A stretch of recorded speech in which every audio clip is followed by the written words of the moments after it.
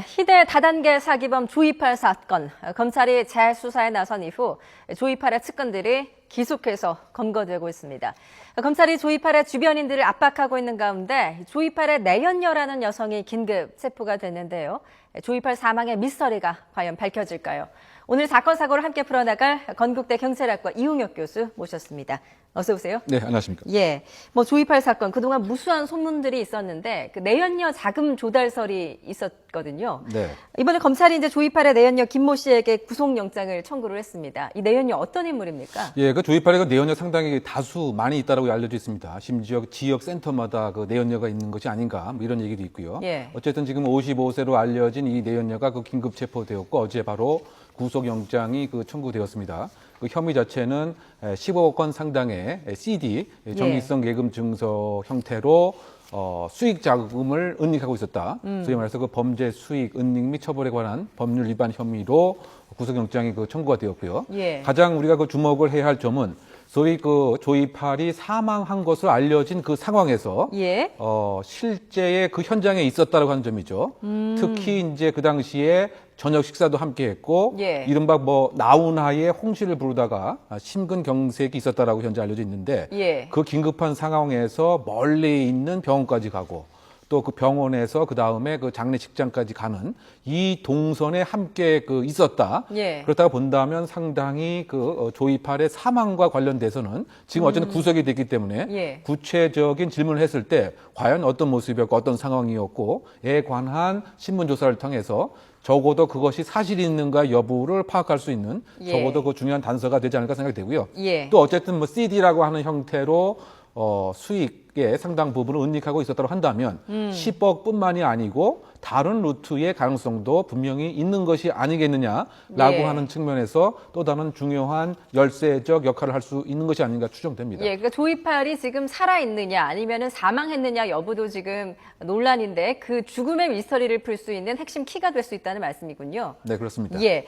그런가 하면 이제 조이팔의 내연녀가 비단 이 김모 씨 말고도 또 여러 명 있다는 설이 있던데 네. 더군다나 이제 정관계 로비 장부를 갖고 있는 내연녀가 또 있다는 거 아닙니까? 네, 그 내연녀는 그 42세의 내연녀인데 예. 지금 구속된 내연녀보다도 더 친밀하고 이른바 신뢰관계가 형성되어 있는 것으로 평가하고 있습니다. 예. 마치 그 비서와 같은 역할을 했다고 하는데 더군다나 그 미당 직전에 한 달, 두 달에 걸쳐서 예. 해안가에서 이렇게 숨어 지낼 때에도 함께 그 있었을 뿐만이 아니고 밀항 직전에 그 A4 용지 100여 장에 해당되는 그 뭉치를 예. 이 42세 내연녀에게 전달해 주면서 이것은 우리의 그 생명줄과 같다. 그래서 이것을 꼭 잘 간직을 해야 된다. 등의 그 얘기를 한 것으로 봐서는 예. 역시 중요한 인물로 봐야 될 것 같고요. 그런데 이제 이 42세 그 내연녀는 그 몇 년 전에 범인 은닉의 그 혐의로 사실은 형을 받았습니다. 예. 그러므로 집행유예이긴 했지만 그 이후에 행적이 사실 미연한 것이죠.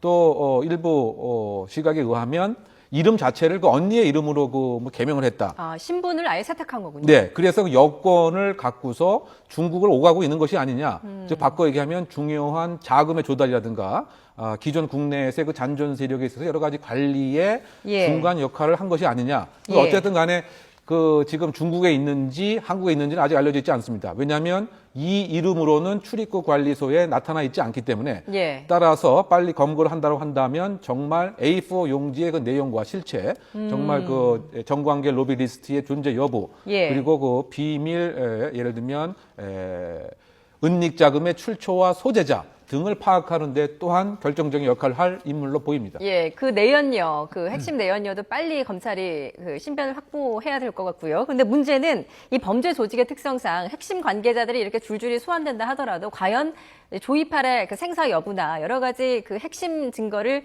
과연 진술을 할까 여부거든요. 그 부분은 어떻게 보세요? 네, 그 부분이 사실은 우리가 그 유병헌 그 사건에서도 봤듯이 갑자기 측근이라고 하는 사람들이 이른바 기획자수 같은 걸 하고 예. 그다음에 중요한 얘기에 대해서는 전혀 언급을 안 했습니다. 지금 사실 이 조이팔 사건과 관련돼서도 측근이 몇 년 전에 이미 검거가 됐습니다. 하지만 전혀 얘기를 하지 않고 더군다나 조이팔의 생존 여부와 관련된 얘기는 일부러 회피하는 식의 얘기를 하고 있고 그렇다고 봤을 때 설령 지금 검거되어 있는 이러한 같은 사람들이 얼마큼 얘기를 할 것이냐. 중요한 것은 그 수사의 그 전략상 예. 이 사람들의 입을 열 수 있는 전략이 필요하지 않겠는가. 예. 물론 이제 국내에는 유죄 협상 제도가 법적으로 허용되어 있지는 않지만 일정한 당근 같은 어떤 제공을 하면서 전략적 접근을 통해서 이미 구속되어 있는 사람들의 입을 여는 그런 수사적 전략이 꼭 필요한 상황이 아닌가 보입니다. 예, 검찰이 뭐 조이팔 사건에 대해서 야심차게 재수사에 나선 만큼 수사에 좀 치밀한 전략이 좀 필요할 것 같습니다. 네, 그 다음 사건 한번 보겠습니다.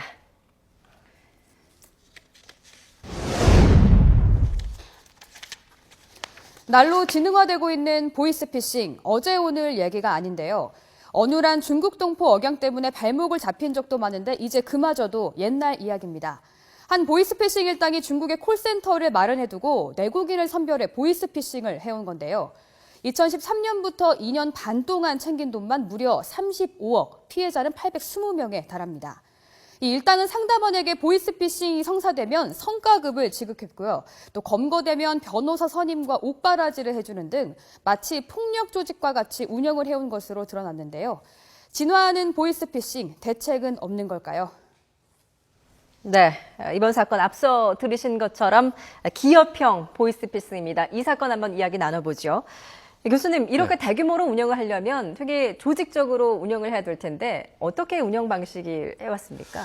그 일이 범죄가 아니라고 본다면 사실 중소기업 형태와 비슷한 것입니다. 다만 이제 이 조직은 보이스 피싱이라고 하는 사기를 적으로 하는 집단이었다고 보면 될 것 같은데 그 이유가 뭐냐면 예. 처음에 그 신입사원을 충원할 때도 그야말로 철저한 면접을 통해서 능력 있는 한국인을 뽑은 것이죠.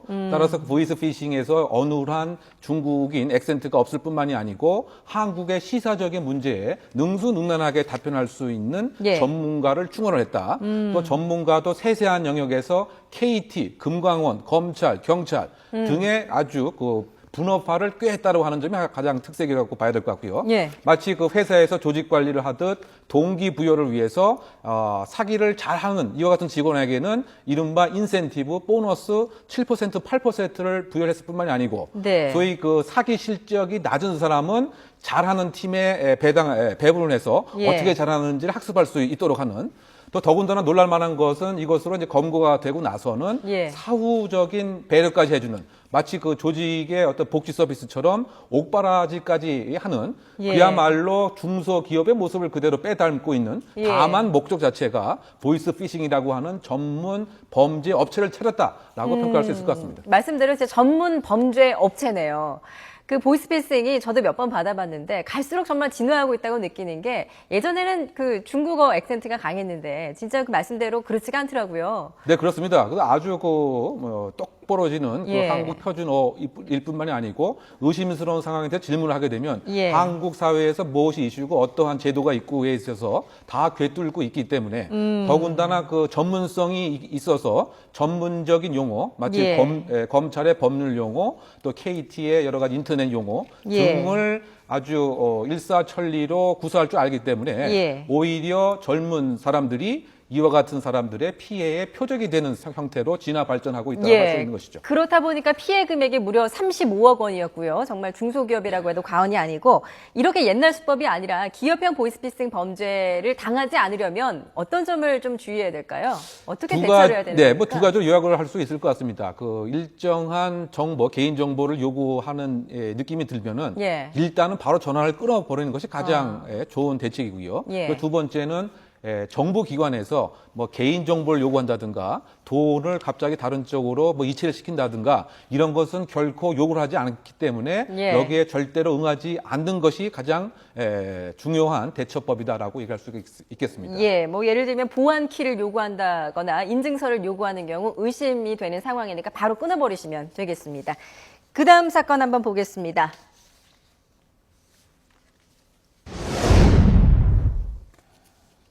물을 배달시키는 여성들은 모두 살해하겠다. 혼자 사는 여성들의 주소를 적고 있다. 이런 잔혹한 댓글로 인터넷을 떠들썩하게 했던 공포의 택배원이 경찰에 자수했습니다. 해당 회사 측이 경찰에 신고를 하자 압박을 느낀 건데요. 그런데 댓글을 쓴 사람은 살인마도 전과자도 아닌 24살의 평범한 취업 준비생이었습니다. 취업을 못해 스트레스를 받던 중 한 커뮤니티에 취업을 했다는 다른 사람의 글을 보고 배가 아파서 허위 댓글을 남긴 건데요. 취업 스트레스가 부른 해프닝이라고 부르기엔 씁쓸한 점이 많습니다. 네, 너무 끔찍합니다. 물을 배달시키는 여성들을 살해하겠다. 결국에는 알고 보니까 취업 준비생이었군요. 네, 그 취업 준비생의 소위 그 상대적 박탈감이 그 범행 동기가 아닌가 그 생각이 드는데요. 예. 그 일정한 사이트에서 쿠팡에 취업이 됐다고 하는 이 사실을 보니까 본인의 여러 가지 지금 그 열악한 상태, 취업 예. 준비생의 그 애환, 좌절감이 일정한 이제 공격 행위로 발현된 것으로 보입니다. 예. 바꿔 얘기하면 이 기사를 보고 나서 쿠팡을 사실은 미워한 것이죠. 질투가 생겨서 네. 나는 쿠팡맨이기 때문에 배달 등을 해서 주소를 달고 있다. 그렇다고 본다면 주소를 통해서 여러 가지 공격행위, 살인행위도 하겠다. 예. 더군다나 일정한 상품, 물을 배달하는 여성들은 다 살해하겠다라고 이야기를 자기의 정체성을 숨기고 익명성에 숨겨서 좌절과 상대적 박탈감을 이와 같은 예. 공격행위가 발현되는 그 이유가 되었었는데요. 예. 이것을 이제 접한 네티즌들이 너무 불안하다라고 해서 쿠팡에 여러 가지 이제 진상 조치를 하고 나서 쿠팡에서 수사기관에 이거 우리의 직원이 아니고 무엇인가 악의적인 요소가 있다라고 해서 수사 의뢰를 했고요. 예. 이 사실을 알게 된 이른바 공포의 쿠팡맨이 이른바 상당히 죄책감을 느껴서 스스로 예. 자수를 한 이와 같은 모습으로 지금 밝혀지고 있습니다. 예, 쿠팡도 이제 수사 의뢰를 했다고 하고, 결국에는 이 사람 지금은 좀 반성하고 있는 것 같기도 하고요. 하지만 결국에 취업 스트레스 때문에 이렇게 범죄에 가담하게 된 것인데 이게 참 씁쓸하기도 합니다. 그렇죠. 어떤 취업 준비생 애환, 우리 예. 어떤 저성장의 굴레 속에서 청년들의 실업률에서 생긴 여러 가지 예. 범죄 형태라고 보고요. 어쨌든 지금 현재 업무방해와 정보통신망법상 명예훼손 혐의로 기소가 됐지만 자수를 했기 때문에 감형의 중요한 요소가 될 수 있으리라고 생각이 됩니다. 예, 취업 준비생들을 대상으로 한 범죄 아니면 이렇게 취업 준비생이 직접 범죄에 끼어드는 경우가 요즘 점점 늘고 있다고 하죠. 네, 그렇습니다. 취업 준비생이 범죄의 피해자가 될 뿐만이 아니고 가해자가 되는, 예. 바꿔 얘기하면 보이스피싱의 중요한 역할이 되게 되는, 더군다나 지금 씁쓸한 청년 실업의 문제가 범죄에도 예. 그대로 투영되고 있는 것이 아닌가 생각됩니다. 예, 정말 해프닝으로 끝날 수도 있지만 우리 사회에 어떻게 일면을 보는 것 같아서 좀 씁쓸합니다. 지금까지 건국대 이웅혁 교수와 함께 오늘의 사건 사고 한번 알아봤습니다. 오늘 말씀 잘 들었습니다.